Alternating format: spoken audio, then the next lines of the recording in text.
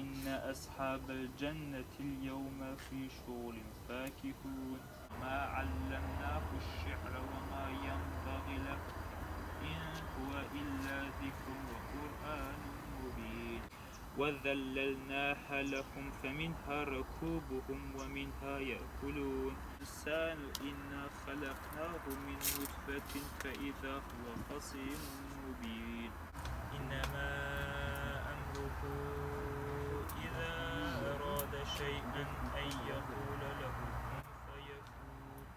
Bir ıslah hareketi olarak güzel ameller işlemeye, hayırlı ameller işlemeye niyet etmiş bir avuç Müslümanın kötü niyetli kişiler tarafından engellendiği ama buna rağmen mücadelelerini bırakmadığı bir gündür.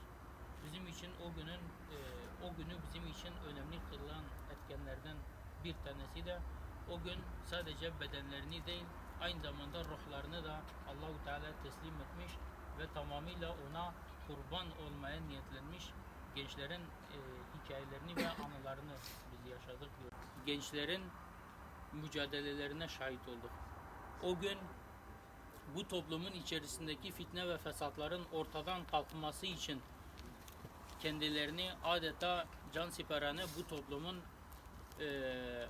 önüne, bu toplumun şöyle söyleyelim, bu toplumun geleceğinin iyileşmesi için, nesillerinin ıslah olması için kendilerini feda etmiş bu bir avuç kardeşimizin aziz mücadelesine şahit olduk.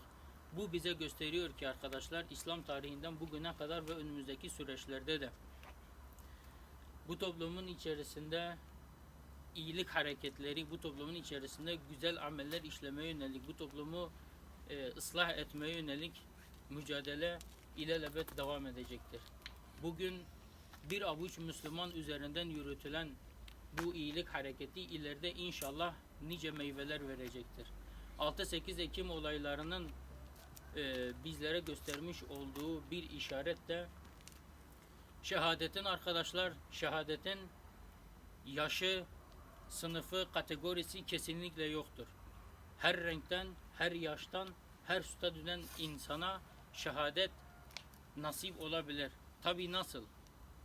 Hiçbir statü, fark, yaş gözetmeksizin amellerimizi iyileştirdiğimiz sürece, günahlarımızı terk ettiğimiz ve bu uğurda İslami hizmetler nezdinde çalıştığımız sürece arkadaşlar bizler şehadetin birer talipçisi olacağız Allah'ın izniyle. Ve arkadaşlar şu da gösteriyor ki şehadete talip olan her genç için mutlaka sıkıntılı zamanlar olacaktır. Ve imtihanın açıkçası gereği de budur. Bu uğurda vazgeçmeden savunmuş olduğu davasını ve ideallerini de koruyarak yoluna devam eden aziz ve genç kardeşler Allah'ın izniyle Allahu Teala'nın muhteşem rızıklarıyla rızıklandırılacaklardır. 6-8 Ekim şehitlerinin rızıklandıkları gibi inşallah. Davası yerde kalmadı. Onların mücadelesi yerde kalmadı. Değil bizimle, bizden sonraki nesile de inşallah ilelebet devam edecektir. Resullerin davası, nebilerin davası devam edecektir Allah'ın izniyle. Biz olmasak bile devam edecek arkadaşlar. Biz burada şunun sözünü veriyoruz. İnşallah hep beraber onların davasının takipçisi olacağız. Onların bıraktığı yerden en iyi şekilde devam ettirmeye söz vereceğiz. Gayret edeceğiz inşallah. Onların ulaşmak istedikleri hedeflere beraber yürüyeceğiz, beraber gideceğiz.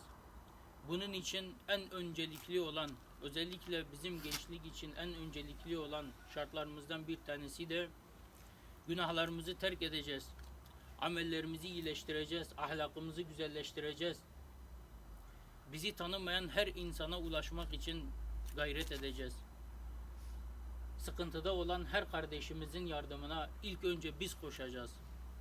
Nerede bir yardıma muhtaç varsa ilk önce biz koşacağız. Tıpkı Yasinlerin, Hasanların, Hüseyinlerin koştuğu gibi, Turanların, Cumalilerin koştuğu gibi. Bundan sonraki süreç inşallah bizimle devam edecek. Bizden sonra bizimle beraber yürüyen nesillerle inşallah devam edecek. Bizim şartlarının da daha çok farkına vararak Allahu Teala'nın istediği o Cumali burada, Şehit Riyad burada, davaları burada, Allah'ın izniyle ilelebette devam edecektir. Allah razı olsun sabırla dinlediğiniz için.